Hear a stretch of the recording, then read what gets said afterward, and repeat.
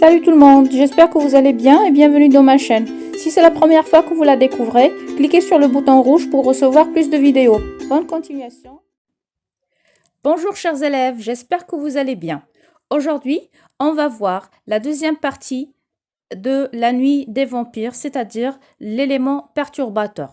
On va voir qu'est-ce qui caractérise l'élément perturbateur, quelles sont les informations qui figurent dans cette partie, dans cette étape de la nouvelle policière. Mais avant, on va faire un petit rappel de la situation initiale. On avait vu la dernière fois que le narrateur a donné un cadre spatio-temporel à son histoire. Il a identifié le lieu et le temps. Et ensuite, il a décrit d'une manière bien détaillée son personnage principal, à savoir le docteur Alfred. Après, on avait vu que le docteur Alfred n'était pas seul dans la voiture, il avait un inconnu à côté de lui. C'est un autostoppeur qui avait suscité la compassion du docteur, du chirurgien Alfred. Et on avait vu un petit dialogue qui s'est déroulé entre les deux personnages. Et on avait vu même que le docteur Alfred ne se sentait pas à l'aise. Et quand il avait dévoilé ce sentiment à son compagnon, le compagnon lui a dit non, lui, il aime beaucoup les nuits brumeuses, ce qui est un petit peu étrange.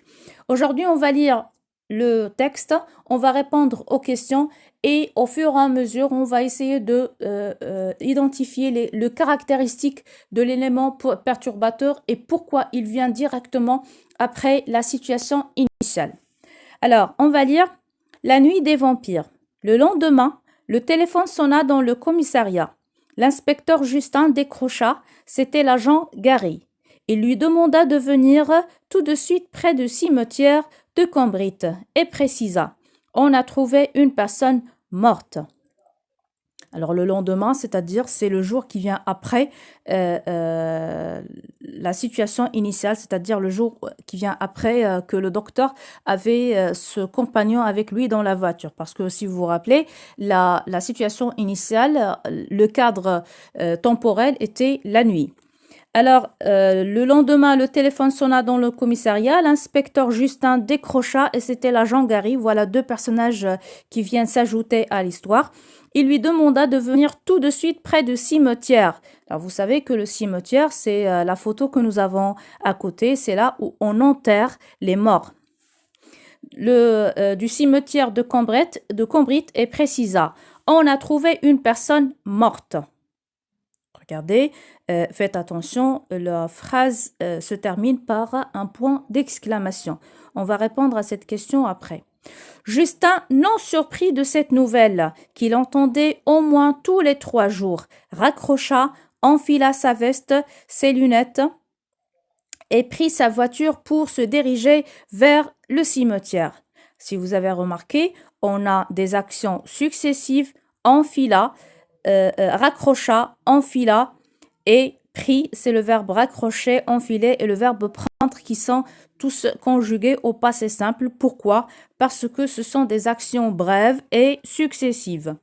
Arrivé sur place, l'agent Gary montra le cadavre d'Alfred. Le cadavre, c'est le corps d'un être humain, d'un être qui est mort, c'est-à-dire il a perdu la vie. Alors le cadavre, c'est ce qui reste, c'est le corps, c'est un corps sans âme.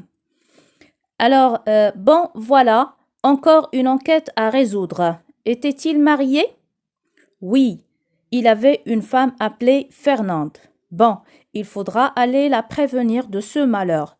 Pourquoi on a dit malheur? Parce que il s'agit d'un crime, c'est la mort du docteur Alfred. C'est son époux qui vient de mourir, donc c'est un malheur pour Madame Fernande.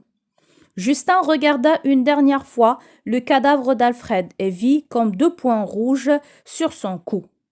Vous savez, le cou, c'est la partie qui sépare la tête du corps, c'est le cou. Alors, il avait vu 2 points rouges sur le cou. Il s'approcha et découvrit une morsure. Une morsure. Voilà pourquoi il paraissait si pâle, s'exclama-t-il. Alors, le visage du docteur Alfred paraissait pâle. Le visage pâle, c'est là où on ne voit pas la couleur pâle, c'est la couleur qu'on a, par exemple, quand on est malade. c'est-à-dire il n'y a pas un signe de circulation sanguine dans le visage. D'accord? C'est pâle. Quand on est malade, on est pâle. Ok? On va répondre maintenant aux questions. Lis la première phrase. Quel événement annonce-t-elle? Bien sûr, l'agent Gary a appelé l'inspecteur Justin au commissariat. Quelle hypothèse fais-tu à partir de cette image, de cette phrase et de cette image? Il est possible que l'agent Gary annoncera un crime à l'inspecteur. D'après les images, on a l'image d'un cimetière et on a la nuit des vampires. Il y a les vampires, vous savez, ce personnage monstrueux qui fait toujours peur. Déjà, le mot vampire, il est attaché à la mort. D'accord? Ça connote la mort. Donc, automatiquement, on va penser qu'il s'agira d'un crime de meurtre. Quel genre de récit annonce-t-elle? Oui, c'est un récit policier. D'après la première phrase, déjà, on a le mot commissariat et on a la photo d'un cimetière à côté. C'est automatiquement, il s'agit d'un récit policier. Relève 2 indices pour justifier ta réponse. Alors, les indices qu'on va relever, bien sûr, ils font partie du champ lexical de la nouvelle policière.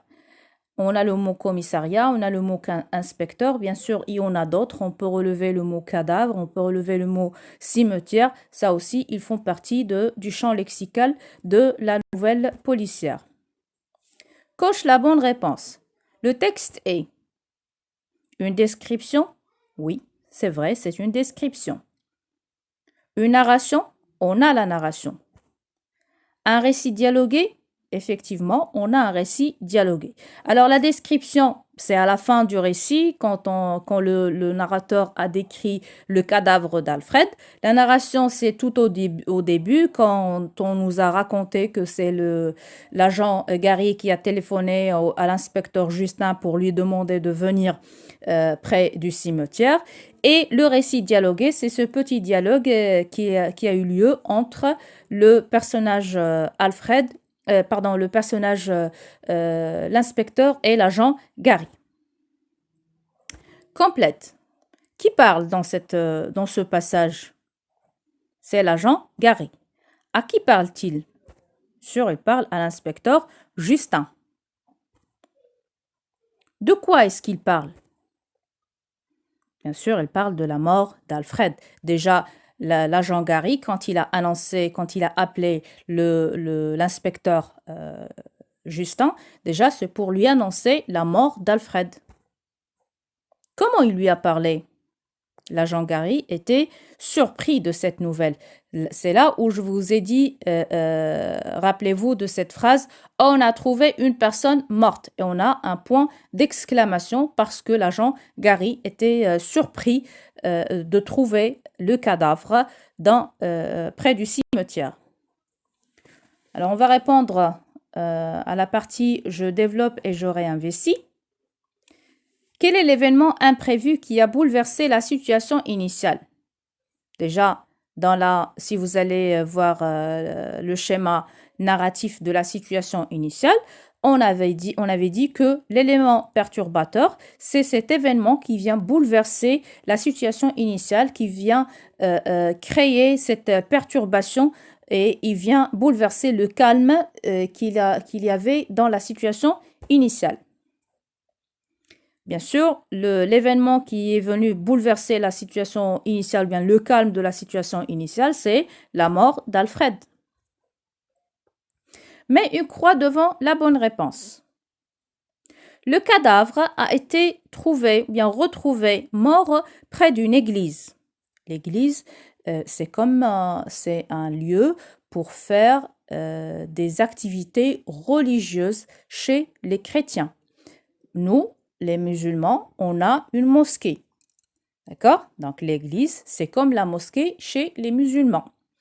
Alors, est-ce qu'on a trouvé la victime près d'une église? Non, c'est faux. On l'a trouvée près d'un cimetière. C'était l'agent Gary qui a annoncé la nouvelle à Justin. Oui, c'est vrai, c'est tout au début du texte. Justin a appris la nouvelle par téléphone. C'est normal. Dès la première phrase, on a le lendemain, le téléphone sonna dans le commissariat. Donc, l'inspecteur Justin a appris la nouvelle par téléphone. Justin a été surpris de la nouvelle. Ben non, c'est faux, parce qu'on avait dit dans la phrase Justin non surpris de cette nouvelle qu'il entendait au moins tous les 3 jours. Je vous rappelle que le verbe entendre est mis ici à l'imparfait. Quelle est la valeur de l'imparfait dans cette phrase? Eh bien, l'imparfait parce que c'est une habitude. Justin était habitué à entendre cette nouvelle tous les 3 jours. Donc, la valeur de l'imparfait dans cette phrase, c'est l'habitude. Quand l'inspecteur Justin a examiné le cadavre, qu'est-ce qui a attiré son attention? L'inspecteur a été attiré par les 2 points rouges sur le cou du docteur. On avait dit que l'inspecteur Justin, quand il a examiné le cadavre d'Alfred, il avait aperçu 2 points rouges sur son cou. En te basant sur les indices du lieu, du temps et de la nature du meurtre, quel serait le coupable? Le coupable, c'est le malfaiteur. C'est un mot qui fait partie du champ lexical de la nouvelle policière. Alors, qui est le coupable? Ça pourrait être un vampire. Quel est le mobile du crime? Une morsure, c'est-à-dire que la victime a été mordue par le criminel. À ton avis, pourquoi l'auteur a annoncé l'élément perturbateur dès le début de la nouvelle? Voilà une bonne question. Pourquoi l'élément perturbateur vient tout de suite après la situation initiale? Là où on s'est habitué au personnage principal, on a eu une idée sur sa vie quotidienne, même on peut l'imaginer grâce à cette description bien détaillée de son aspect physique, vestimentaire et moral. Et on avait même eu une vue générale sur sa vie, comment les gens, quelle est l'attitude des gens envers le docteur Alfred. On avait dit que les gens aimaient beaucoup son caractère, il était quelqu'un de sage. Là, on a commencé à s'habituer à ce personnage et on peut même l'imaginer. Et c'est là que vient la mort de docteur Alfred. C'est cet élément perturbateur. Pourquoi cet élément vient directement après la situation initiale? Alors regardez, à mon avis, l'auteur a annoncé l'élément perturbateur dès le début de la nouvelle pour créer le suspense. C'est-à-dire, il veut attirer le lecteur à lire la nouvelle jusqu'à la fin pour découvrir le malfaiteur. Oui, le docteur, l'élément perturbateur est annoncé directement après la situation initiale pour créer le suspense. Parce que toi, en tant que lecteur, quand tu vas savoir que le docteur Alfred est mort, automatiquement, tu vas avoir cette envie, cette attente, cette curiosité de savoir qui est le malfaiteur, c'est-à-dire qui a tué le docteur Alfred. Alors, pour finir, on va récapituler tout ça dans le document Je retiens. L'élément perturbateur qui annonce l'action dans le récit et le crime. Toujours dans la situation, dans la nouvelle policière, c'est forcément un méfait, c'est-à-dire c'est un crime, ça peut être un crime, un meurtre, un viol, un assassinat. C'est toujours un crime qui va bouleverser le calme de la situation initiale. Pourquoi? Parce que c'est lui qui va déclencher l'enquête et il est annoncé dès le début de l'histoire pour créer une attente chez le lecteur et c'est ce qu'on appelle le suspense, c'est-à-dire cette curiosité qui va toucher le lecteur pour finir sa nouvelle jusqu'à la fin pour découvrir qui est le vrai malfaiteur. Voilà, c'était la leçon d'aujourd'hui. J'espère que vous avez appris de nouvelles choses. Merci beaucoup pour votre attention.